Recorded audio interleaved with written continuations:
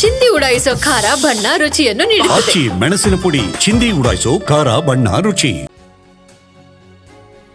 ಇನ್ನು ರಾಜ್ಯದಲ್ಲಿ ಕೊರೋನಾ ಮತ್ತೆ ತಾಂಡವವಾಡೋದಕ್ಕೆ ಸ್ಟಾರ್ಟ್ ಮಾಡ್ತಾ ಇದೆ. ನಿಧಾನಕ್ಕೆ ಕೇಸ್ಗಳು ಜಾಸ್ತಿ ಆಗ್ತಾ ಇವೆ. 35ರಲ್ಲಿ 32 ಕೇಸ್ಗಳು ಬೆಂಗಳೂರಿನಲ್ಲೇ ಇವೆ. ಈ ತಿಂಗಳಲ್ಲಿ 16ರಿಂದ 17 ಪ್ರಕರಣಗಳು ಪತ್ತೆಯಾಗಿವೆ ಅಂತ ದಿನೇಶ್ ಗುಂಡೂರಾವ್ ಅವರು ಹೇಳಿದ್ದಾರೆ. ಗಂಭೀರವಾದ ಪ್ರಕರಣಗಳು ಇದುವರೆಗೂ ಕೂಡ ಯಾವುದು ಕಂಡು ಬಂದಿಲ್ಲ. ಸಣ್ಣ ಪುಟ್ಟ ಲಕ್ಷಣಗಳು ಮಾತ್ರ ಕಂಡು ಬರ್ತಾ ಇವೆ. ಬಟ್ ನಾವು ಸೀರಿಯಸ್ ಆಗಿ ಇದನ್ನು ತಗೊಳ್ತಾ ಇದ್ದೀವಿ ಅಂತ ಹೇಳಿ ಬೆಂಗಳೂರಿನಲ್ಲಿ ಸಚಿವ ದಿನೇಶ್ ಗುಂಡೂರಾವ್ ಮಾಹಿತಿ ನೀಡಿದ್ದಾರೆ.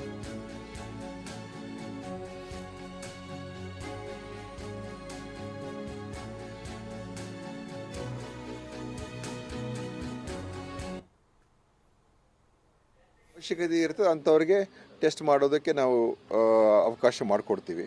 ಈಗಾಗಲೇ ಹೇಳಿದ್ನಲ್ಲ, ಯಾರಿಗೆ ಭಾಳ ಒಂದು ಕಫ ಮತ್ತು ಈ ರೆಸ್ಪಿರೇಟರಿ ಸಮಸ್ಯೆಗಳಿರ್ತದೆ ಅಂಥವ್ರಿಗೆ ಕಡ್ಡಾಯ ಟೆಸ್ಟ್ ಮಾಡಿ ಅಂತ ಹೇಳಿದ್ವಿ. ಸಿವಿಯರ್ ಅಕ್ಯೂಟ್ ರೆಸ್ಪಿರೇಟರಿ ಇಲ್ಲ ಸಾರಿ ಅಂತೇಳಿ ಅಂಥ ಪ್ರಕರಣಗಳಿಗೆ. ಮತ್ತು ಯಾರಿಗೆ ಅವ್ರಿಗೆ ಅನುಮಾನ ಇದ್ದರೆ ಟೆಸ್ಟ್ ಮಾಡ್ಕೊಳ್ಳೋದಕ್ಕೆ ಅವಕಾಶ ಇರ್ತದೆ. ಸೊ ಟೆಸ್ಟಿಂಗ್ ಕಿಟ್ಸನ್ನು ಕೂಡ ಸ್ವಲ್ಪ ಎಲ್ಲ ತೊಗೊಳ್ಳೋದಕ್ಕೂ ನಾವು ಹೇಳಿದ್ದೀವಿ. ಈಗಾಗಲೇ ತೊಗೊಳ್ತಾ ಇದ್ದಾರೆ. ಮತ್ತು ಅದು ಅಷ್ಟೇ ಈಗ ಸದ್ಯಕ್ಕೆ ಸೀಮಿತವಾಗಿದೆ. ಯಾರೂ ನಾನು ಮೊದಲೇ ಹೇಳಿದಾಗೆ ಇದರಲ್ಲಿ ಪ್ಯಾನಿಕ್ ಆಗುವಂಥದ್ದು ಏನೂ ಅವಶ್ಯಕತೆ ಇಲ್ಲ. ಮತ್ತು ಇಡೀ ದೇಶದಲ್ಲೂ ಕೂಡ ಕೇಂದ್ರ ಸರ್ಕಾರ ನಮಗೂ ಅವರು ಹೇಳಿದ್ದಾರೆ, ಜಸ್ಟ್ ನೀವು ಮಾನಿಟರ್ ಮಾಡಿ, ಬೇರೆ ಇನ್ನೇನು ಅಂತ ತೀರಾ ಯಾವುದೇ ರೀತಿಯ ಕ್ರಮಗಳು ತಗೊಳ್ತಕ್ಕಂಥ ಸದ್ಯಕ್ಕೆ ಅಂಥ ಅವಶ್ಯಕತೆ ಏನಿಲ್ಲ ಅಂತ ಹೇಳಿದ್ದಾರೆ. ನಾವು ಆದರೂ ನಮ್ಮ ಟೆಕ್ನಿಕಲ್ ಏನು ಕಮಿಟಿ ಇದೆ ಅವರು ಸಭೆ ಮಾಡಿ ಕೆಲವು ಮುನ್ನೆಚ್ಚರಿಕೆ ಕ್ರಮಗಳನ್ನು ನಾವು ಸೂಚಿಸಿದ್ದೇವೆ.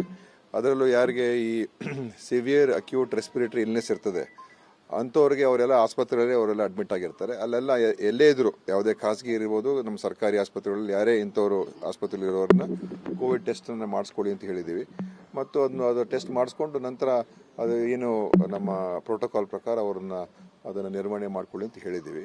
ಅದೇ ರೀತಿಯಾಗಿ ಯಾರಿಗೆ ಸೂಕ್ಷ್ಮವಾಗಿರ್ತಕ್ಕಂಥ ಜನಗಳಿದ್ದಾರೆ, ಯಾಕೆಂದರೆ ಕೆಲವರಿಗೆ ಈ ಇಮ್ಯುನಿಟಿ ಕಮ್ಮಿ ಇರುವಂಥವ್ರು, ಬಾಣಂತಿಯರು, ಚಿಕ್ಕ ಮಕ್ಕಳು, ಅವರಿಗೆ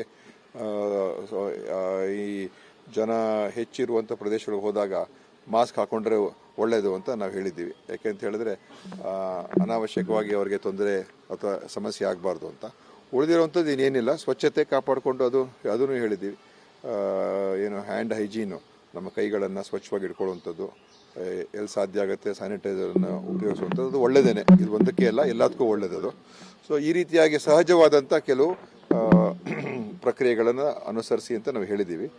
ಆದ್ದರಿಂದ ಯಾರೂ ಕೂಡ ಗಾಬರಿ ಪಡುವಂಥದ್ದು ಏನಿಲ್ಲ ಅಥವಾ ಭಯ ಪಡುವಂಥದ್ದು ಏನಿಲ್ಲ. ಕೇರಳದಲ್ಲಿ ಯಾವಾಗಲೂ ಕೂಡ ಸ್ವಲ್ಪ, ಯಾಕೆಂದರೆ ಅಲ್ಲಿ ಹೆಚ್ಚು ಟೆಸ್ಟಿಂಗು ಕೂಡ ಆಗ್ತದೆ ಮತ್ತು ಯಾವುದೇ ಒಂದು ಸನ್ನಿವೇಶ ಕೇರಳದಲ್ಲಿ ನಂಬರ್ಸ್ ಹೆಚ್ಚಿರ್ತದೆ. ಆದ್ದರಿಂದ ಕೇರಳ ಮತ್ತು ಸ್ವಲ್ಪ ನನಗನ್ಸುತ್ತೆ ತಮಿಳುನಾಡು, ಮಹಾರಾಷ್ಟ್ರ ಈ ಥರದೆಲ್ಲ ಇದೆ.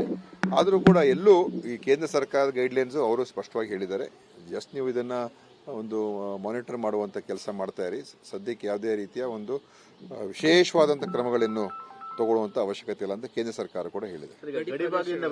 ಇಲ್ಲ, ಅದೆಲ್ಲ ಏನು ಯಾವ ಒಂದು ತಡೆ ಹಿಡಿಯುವಂಥದ್ದು ಏನೂ ಇಲ್ಲ, ರೆಸ್ಟ್ರಿಕ್ಷನ್ ಏನೂ ಇಲ್ಲ.